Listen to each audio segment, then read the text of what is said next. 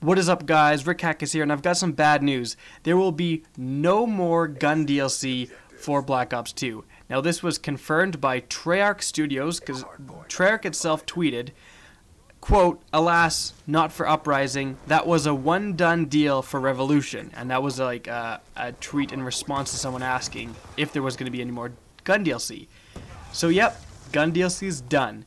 Like, to be honest, this is a really disappointing thing, and I can tell you as someone who is in university studying business, that this was done completely from a business standpoint.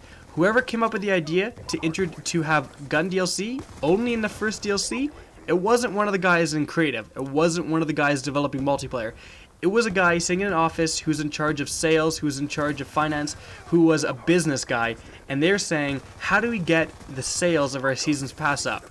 Oh, we'll trick everyone by saying, oh look, we're introducing gun DLC, we have gun DLC. And then as soon as the sales for the Seasons Pass go up, and DLC 2 comes out, they say, fuck you guys. They say, fuck you guys, gun DLC is done. And that's just really disappointing and really kind of a maniacal thing to do, really, to say, we have, look, gun DLC, and then say, oh, just kidding, you fuckers. Once you buy the Seasons Pass, just kidding. Also, they introduced the microtransactions, and again, they're like, oh, like technically, when anyone who bought the Seasons Pass knew what they were getting when going into it. They said, you're going to get all 4 DLCs for a reduced price. That's it. And it really did kind of piss people off when they said, oh, by the way, we have microtransactions. Sorry if you bought the Seasons Pass, that's too bad. They would have saved themselves a lot of trouble if they would have come up with the microtransactions and said, okay, anyone who has the Seasons Pass gets the Benjamin's DLC, or like camo, for free. That would have made everyone a lot happier, and it would have been such an easy thing to do. But like, God, like Activision is so, like, they're such money grubbers. It is insane. Like the stuff they do. Again, introducing gun DLC for just the first DLC, just to trick people into buying it, just so they can remove it from the game after. Now, they may have an excuse, we don't have enough RAM for more gun DLC. This is the same excuse that Modern Warfare 3 had.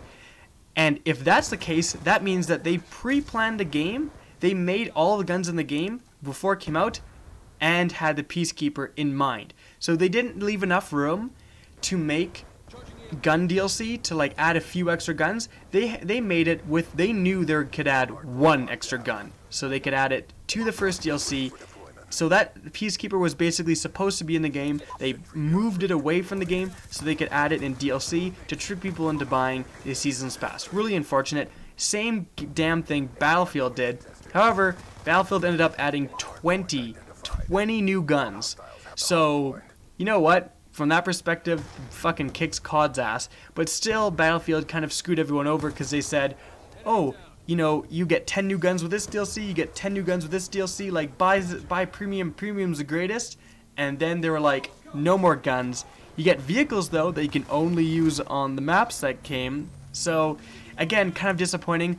It's really unfortunate that these massive companies don't add new guns with each DLC, because guns add an aspect of, like, a fresh new aspect with a DLC that maps can't, because you only play the maps so much, right? You don't really get a choice to play them unless you play in that specific playlist. But I mean, people often vote for the old maps because they know them better, and if you're playing with a friend who doesn't have the DLC, you won't be able to play it. And so something like a gun, if you buy the DLC, you can use it in every map, and so you feel like you're getting more your money's worth. And it actually blows my mind that people, like, when the Peacekeeper was coming out, that people were already bitching. Like, you're getting extra shit, you retards. Why the hell would you bitch? And fuck, if I had a nickel for every comment I said that this was going to be a zombies only weapon, holy crap. God, I hated dealing with those people. Anyways, like, I can't believe it was coming out and people were saying, oh, it's going to be like super overpowered. They'll overpower it on purpose so that you'll have to buy the DLC. If that's the case, why don't they just come out with a DLC with stopping power, and then everyone will have to buy it? it's basically just they came out with the first DLC, again, to trick people into buying the Season's Pass. Now that they did that, you're going back to the normal DLCs.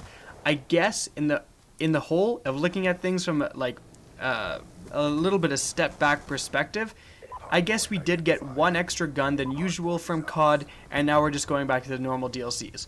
But it's really unfortunate that Treyarch themselves have said, you know what, no more gun DLC. You guys are screwed. They didn't even like tease us. They weren't even like, there's none planned for now. They're like, it's done. Screw you guys. You bought the Season's Pass. You're locked in. And that's it. And it's really unfortunate that they did that. You know what, guys? Hope you enjoyed this commentary. Remember to rate, comment, and subscribe. And send Treyarch some nasty tweets saying we want fucking guns. Because, you know what? I'm not done this commentary.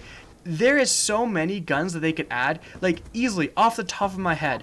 Why, if they're doing things with different ammo types, for example, they have the KSG, which is basically the exact same as the R70, but it has slugs instead of pellets. So if they're making new guns based off of new different ammo types, they could add a new sniper rifle. How about they add a new sniper rifle that has armor penetrating rounds? So it would be maybe the damage of the ballista, but the magazine size and the zoom in speed of the DSR, but it would have almost no problem going through cover. So if you shot a guy through cover, it would basically be like shooting him in the open. So technically the gun from like a competitive standpoint would be nerfed in because, you know, it has a DSR traits with the ballista damage, but it would go through walls. So if you were using it on maps where people like to hide behind cover, you could absolutely wallbang the hell out of people. Boom, DLC gun right there. Thought of it literally off the top of my head. How about they add an automatic shotgun like the AA-12? How about they add, there's a bunch of different shotgun rounds. How about they add a shotgun that shoots dragon's breath and lights people on fire? How about they add an assault rifle that shoots incendiary rounds, and when you hit people, they don't regenerate health for like 3 times as long or twice as long. So if you shoot people with this gun that does incendiary rounds, how about the gun, you know, does the tar damage but shoots as slow as the Scar? So competitively it's not the greatest, but if you're using it, you're gonna get a shit ton of assists because no one will be regenerating health that you peg and run around a corner. Boom, there's another gun right off the fucking top of my head. Like, it's not, now if you don't like those ideas for guns, that doesn't matter. The point I'm proving is that it's not hard to add new guns to the game. It's not hard at all.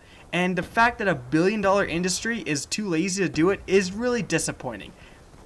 Like, I'm happy that the zombies look sweet, the maps look amazing, but where's the gun? Hope you enjoyed this commentary. Remember to rate, comment, and subscribe. And as always, have a good day.